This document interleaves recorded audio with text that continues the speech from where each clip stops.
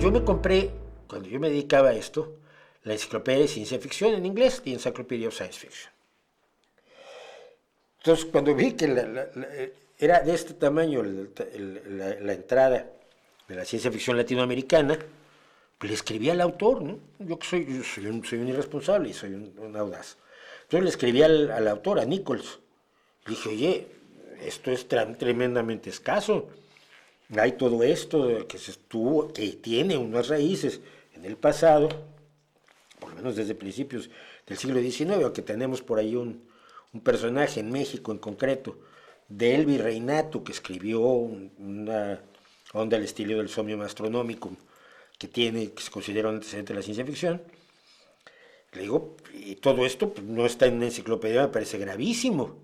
Entonces me escribió, pues escríbelo. Lo escribí.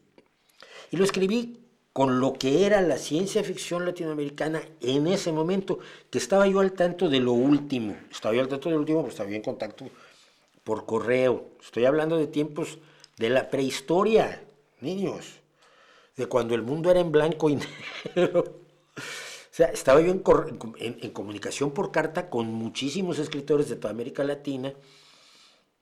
De hecho, hice una encuesta, me acuerdo que hice una entrevista multitudinaria, que les mandé las mismas preguntas como a 30 escritores, me respondieron todos, y lo metí en un número especial de ciencia ficción de la revista Plural. Entonces, lo que conté yo fue precisamente lo que sabía yo de la ciencia ficción latinoamericana en español. Y entonces Braulio Tavares, viendo el asunto, dijo, pues que Brasil quedó, y dije, no tengo idea.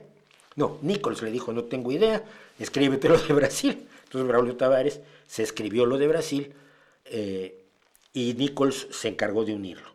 Pero además obviamente los dos artículos de enciclopedia se escribieron en inglés.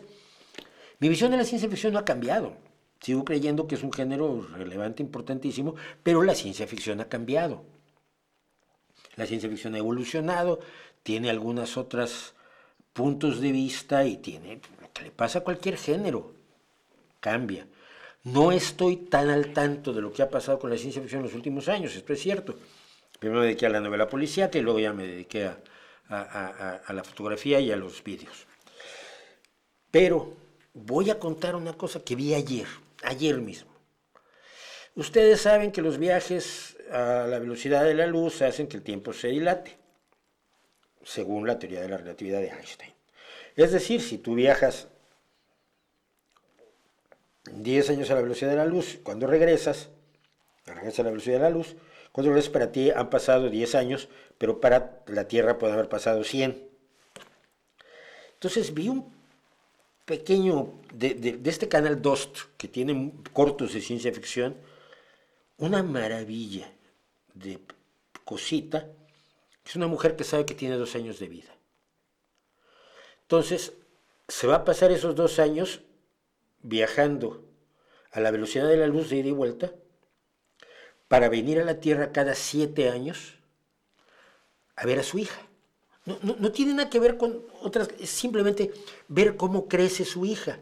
Le quedan 2 años de vida y esos 2 años de vida los va a invertir en una serie de viajes a la velocidad de la luz, donde para ella pase muy poco tiempo, pero para su hija pasan 7 años. Entonces, se despide de su hija, de su marido cuando es bebé, se va a su viaje, regresa cuando la niña tiene 7 años, lo pasan muy bien, pasan un día maravilloso, ella se vuelve a ir a su viaje a velocidad mayor que la de la luz y regresa cuando la chica ya es adolescente, y como adolescente pues no está nada contenta que su madre la haya dejado. Ella dio problemas con el padre y tal y cual, y es medio emo, y están un día y bueno, finalmente medio se reconcilian, se vuelve a ir, regresa 7 años después, la encuentra ya no solo casada, separada y con 2 hijos. Y es un punto de vista tan absolutamente original de la dilatación del tiempo hasta que llega a conocer a su hija anciana. Cuando se le acaban sus 2 años de vida, pues ya va a morir por el cáncer que tenía. No planteamos ni siquiera que se le pueda curar ese cáncer. Y llega a conocer a su hija anciana y sin haberla visto, sin haber seguido todo su desarrollo, finalmente vio estampas de toda la vida de su hija. Yo siempre he pensado que una de las peores cosas que puede ocurrirle a una persona es enterrar a un hijo, ¿no? Se entierra a los padres. Pero me pareció fantástico, tiene algunos problemas de realización, digamos, pero la premisa es maravillosa. Y es una premisa que no creo que hubiera sido esperable en los años 80 o 90.